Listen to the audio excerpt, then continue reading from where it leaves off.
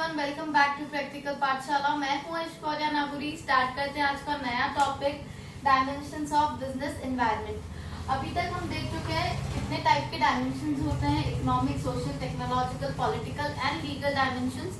हमने इसका ब्रीफ देखा था, आज हम इसे थोड़ा डिटेल में समझने की कोशिश करते हैं। तो स्टार्ट करते हैं इकोनॉमिक एनवायरनमेंट। अब इकोनॉमिक एनवायरनमेंट क्या होता है? एक ऐसा एनवायरनमेंट, ऐसे फैक्टर्स है, ऐसे फोर्सेस जो डायरेक्टली इन्फ्लुएंस करते हैं किसी भी कंट्री की इकोनॉमी को। वो आपकी जीडीपी हो गया, आपका नेशनल इनकम हो गई, इन्वेस्टमेंट हो गए, सेविंग्स हो गई, इन्फ्लेशन हो गया।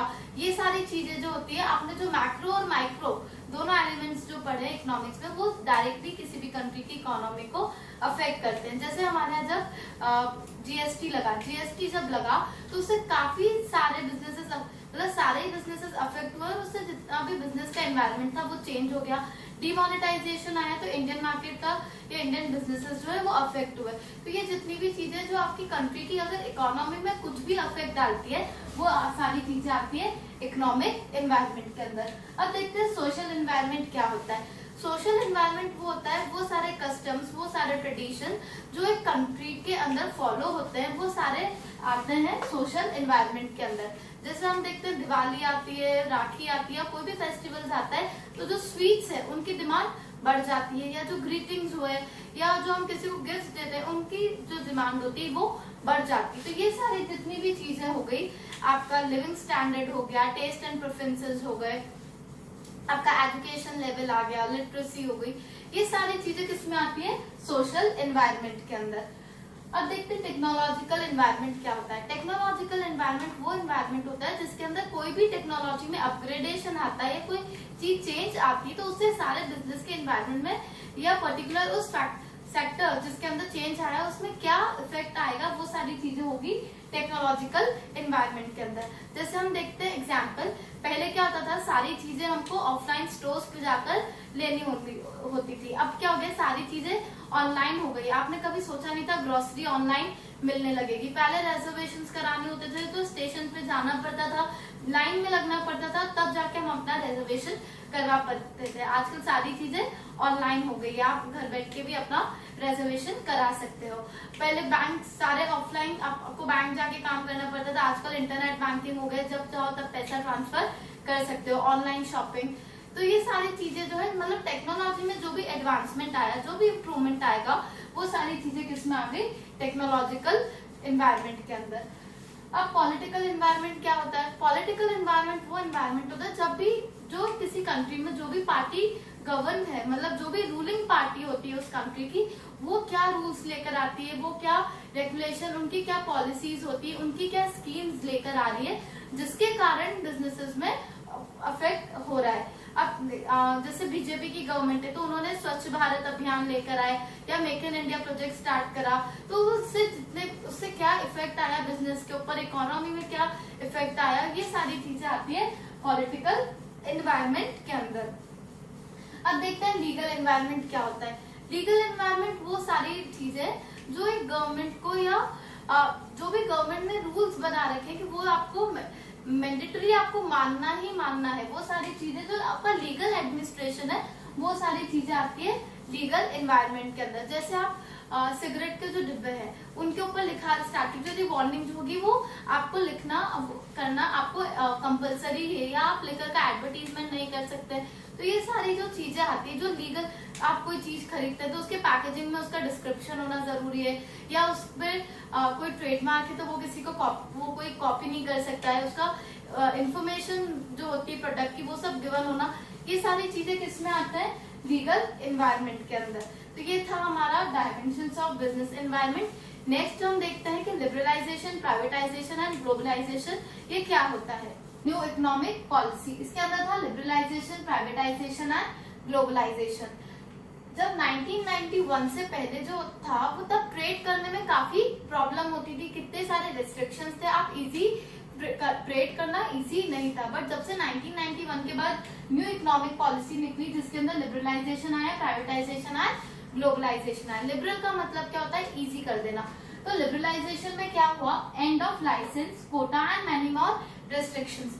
तो जब लिबरलाइजेशन पॉलिसी आई तो उसने क्या करा, बहुत सारे रेस्ट्रिक्शंस जो थे उनको हटा दिया, जो कोटा था उन्हें हटाया, और जो लाइसेंस लेने पड़ते थे उन चीजों को कम कर दिया। अब लाइसेंस में इतनी, जो पहले लाइसेंस की परमिशन नहीं मिलती थी वो अब इजीली हो गई। तो abolition of licence except few, मतलब बहुत सारी इंडस्ट्रीज ऐसी थी जिनको चलाने की सिर्फ गवर्नमेंट को ही परमिशन होती थी। आफ्टर लिबरलाइजेशन वो बहुत कम हो गई, सिर्फ जो बहुत हैजार्डियस चीज होती है जिसकी लाइसेंस की परमिशन गवर्नमेंट नहीं देती, बाकी सारी चीजें अब इजी हो गई है। तो ये सारी चीजें किसमें आ गई, या हमको इम्पोर्ट एक्सपोर्ट करने में प्रॉब्लम होती थी उसकी फ्रीडम मिल गई, या हम कोई प्राइस जो है प्रोडक्ट का वो फिक्स नहीं कर सकते थे तो उसके हमको एक फ्रीडम इस चीज का है कि अब हम प्राइस को फिक्स कर सकते हैं। पहले गुड्स का मूवमेंट इजी नहीं था, एक्सपेंशन या आप अपने बिजनेस को बढ़ा नहीं सकते थे, वो सारी चीजों पे पहले बिफोर 1991 बहुत रेस्ट्रिक्शन हुआ करते थे। आप पहले फॉरेन कैपिटल को अट्रैक्ट नहीं हो पाती थी। ये सारी चीजें कब इजी हो गई, जब लिबरलाइजेशन पॉलिसी आई 1991 में, तो इसके बाद ट्रेड करना काफी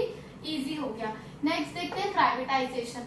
अब इस सेकेंड इकोनॉमी पॉलिसी क्या थी, प्राइवेटाइजेशन, मतलब प्राइवेट सेक्टर को बढ़ावा देना। गवर्नमेंट ने क्या करा कि प्राइवेट सेक्टर को बहुत बढ़ावा दिया, उन्होंने डिसइन्वेस्टमेंट करे। डिसइन्वेस्टमेंट का मतलब होता है transfer of ownership from public sector to private sector. तो गवर्नमेंट ने क्या करा, डिसइन्वेस्टमेंट करना स्टार्ट कर दिया कि वो प्राइवेट सेक्टर को बढ़ावा देने के लिए उन्होंने अपनी गवर्नमेंट की जो पब्लिक सेक्टर्स थी उनको ट्रांसफर कर दिया।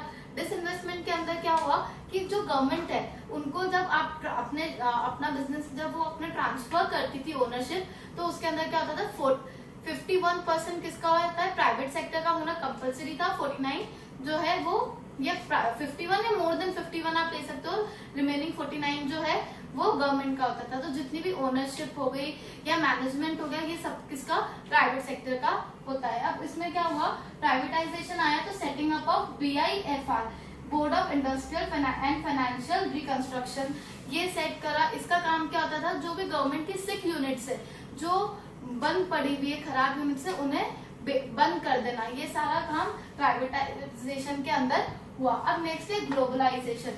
ग्लोबलाइजेशन का मतलब क्या होता है, integration of world economy, our economy to world economy. Integration का मतलब होता है जोड़ना, तो integration of various economies of world, ये आता है ग्लोबलाइजेशन। मतलब पूरा वर्ल्ड जो ट्रेड कर रहा है वो ऐसा फैमिली करे, पूरा ग्लोबल है, मतलब ग्लोब है जहां हम कहीं पर भी किसी भी कंट्री में इजीली आप अपना ट्रेड कर सकते हो विदाउट एनी रेस्ट्रिक्शन। तो जितनी भी अपनी इकोनॉमी को किसी दूसरी कंट्री की इकोनॉमी के साथ इंटीग्रेट करना, मिलजुल करके काम करना कहलाता है ग्लोबलाइजेशन। ग्लोबलाइजेशन आया तो उसने क्या करा, जो हमारा फेरा था, फॉरेन एक्सचेंज रेगुलेटरी एक्ट, इसको चेंज करा, रिप्लेस करा, कैसे, फॉरेन एक्सचेंज मैनेजमेंट एक्ट। फेरा को फेमा ने रिप्लेस कर दिया, हमारे फॉरेन इन्वेस्टमेंट्स बढ़ गए। ये सारी चीजों के कारण अब क्या, हमारी जो इंडियन कंपनीज है इनकी ग्लोबल प्रेजेंस होने लगी। तो ये सारी चीजें तब हुई आफ्टर ग्लोबलाइजेशन। जब ग्लोबलाइजेशन आया तो उसके बाद अब ट्रेड करना, पूरे आप किसी भी कंट्री में जाके अपने ट्रेड कर सकते हो, ये बहुत इजी हो गया और आप अपने बिजनेस को हर जगह रिप्रेजेंट कर सकते हो। ये सारी कब चीजें पॉसिबल हुई, जब ग्लोबलाइजेशन आया। तो न्यू इकोनॉमी पॉलिसी जो थी ये, इसने ट्रेड जो था उसको बहुत इजी कर दिया। प्राइवेटाइजेशन, ग्लोबलाइजेशन और लिबरलाइजेशन, ये तीनों पॉलिसीज थी। अब इनके क्या इम्पैक्ट पड़े वो हम देखें। Impact of liberalisation and globalisation, increasing competition. अब क्या हुआ, कंपटीशन इंक्रीज होने लग गया, सिर्फ ऑलराउंड कंपटीशन हो रहा था। तो इसका मतलब ये है कि आप इंटरनल मार्केट के साथ तो कंपटीशन है ही, बट क्या हुआ था कि एमएनसीज की एंट्री होने लग गई थी। तो जो कंपनी अगर वो लेटेस्ट टेक्नोलॉजिकली चेंज को अडॉप्ट कर पाती है और अगर उसके पास अच्छे ह्यूमन रिसोर्सेज हैं, तो तभी वो मार्केट में सर्वाइव कर सकती है। अब देखते हैं एग्जांपल, क्या होता था पहले, जो पब्लिक सेक्टर के पास होता था, टेलीकम्युनिकेशन हो गया या बैंकिंग, इंश्योरेंस, ये सब का एक पब्लिक सेक्टर मोनोपोली लेता था। पर अब क्या हुआ, धीरे धीरे जब चेंज आने लगे आफ्टर 1991, कई प्राइवेट सेक्टर जो कंपनीज थी वो इसमें आई, इस बिजनेस में एंटर हुई। अब जैसे रिलायंस हो गया या एयरटेल, आइडिया, ये सब आने लगी और उसके कारण इनका कंपटीशन बढ़ गया। अब देखते हैं मोर डिमांडिंग कस्टमर। अब मोर डिमांडिंग कस्टमर क्या होगा, पहले जो चीजें थी वो प्रोड्यूसर ओरिएंटेड थी। क्या होता था, शॉर्ट बिफोर 1991 क्या होता था, मार्केट जो था वो शॉर्टेज में काम करता था, क्योंकि कंपनीज भी कम थी, वो बनाती भी कम ही थी। तो जब वो कम अगर प्रोडक्शन होगा तो सब जगह पहुंच नहीं पाएगा। बट क्या हुआ, आफ्टर 1991 बहुत सारी कंपटीशन बढ़ गया, बहुत सारे प्लेयर्स मार्केट में आ गए, जिसके कारण प्रोडक्शन भी ज्यादा हो रहा है। तो वो शॉर्टेज से कहाँ पे शिफ्ट हो गए, सरप्लस पे। तो ये जो शॉर्टेज से सरप्लस पे हुआ, अब जो लोगों की डिमांड जो है वो इजीली फुलफिल होने लग गई। तो मोर डिमांडिंग कस्टमर, अब कस्टमर ज्यादा डिमांड करने लग गए, क्योंकि पहले चीजें कम होती थी तो लोगों तक पहुंच नहीं पाती थी। अब बहुत सारे प्लेयर्स मार्केट में आ गए हैं, तो जब वो आ गए हैं तो उनका प्रोडक्शन भी बढ़ गया, शॉर्टेज से हम सरप्लस पे शिफ्ट हो चुके हैं। नेक्स्ट था रैपिडली चेंजिंग टेक्नोलॉजिकल एनवायरनमेंट। अब क्या हो, जो टेक्नोलॉजी का एनवायरनमेंट है वो रैपिडली चेंज होता जा रहा है। बहुत सारी जो इन्वेस्टमेंट है, अब कंपनीज अगर जिनको रहना है मार्केट में, सर्वाइव करना है, तो वो क्या करते थे, इन्वेस्ट करते थे किसमें, रिसर्च एंड डेवलपमेंट के अंदर, कि वो कैसे टेक्नोलॉजी में नया चेंज लेकर आए, कैसे नई टेक्नोलॉजी लाए, जिसके कारण वो मार्केट में सर्वाइव कर पाए, अपना स्टैंड रख पाए। नेक्स्ट है मार्केट ओरिएंटेशन। पहले का जो मार्केट था बिफोर 1991 वो क्या था, सेलिंग कंसेप्ट पे काम करता था। मतलब जो भी आप प्रोड्यूसर ने प्रोड्यूस कराए बस वो उसे बेचना है।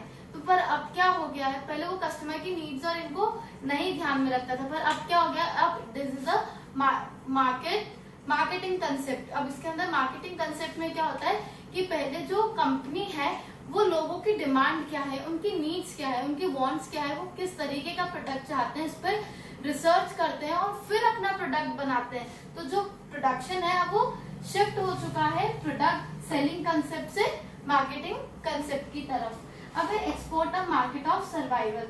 अब export a market of survival कैसे हो गया, अब ग्लोबली प्रेजेंस होने लग गई है, बहुत सारे कॉम्पिटिटर्स आ चुके हैं। तो अब बहुत सारे फर्म्स ने क्या करा, लॉन्ग टर्म मार्केट में रहने के लिए उन्होंने एक्सपोर्ट करना चीजें स्टार्ट कर दी, एक्सपोर्ट या ग्लोबली अपना प्रेजेंस बना लिया है। जैसे एग्जांपल हो गया सीएट टायर्स हो गए, रिलायंस हो गया या एमआरएफ हो गए, ये सारी जो कंपनीज है इन्होंने अपनी थ्रू एक्सपोर्ट अपनी एक पूरे ग्लोबल इन्वायरमेंट में अपनी एक जगह, अपना एक प्लेस बना लिया है। तो ये था क्या इम्पैक्ट हुआ लिबरलाइजेशन एंड ग्लोबलाइजेशन का।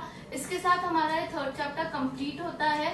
आप इसको अच्छे से बुक से पढ़िए, आपको कहीं पे भी कुछ डाउट आता है तो आप मुझसे पूछ सकते हैं।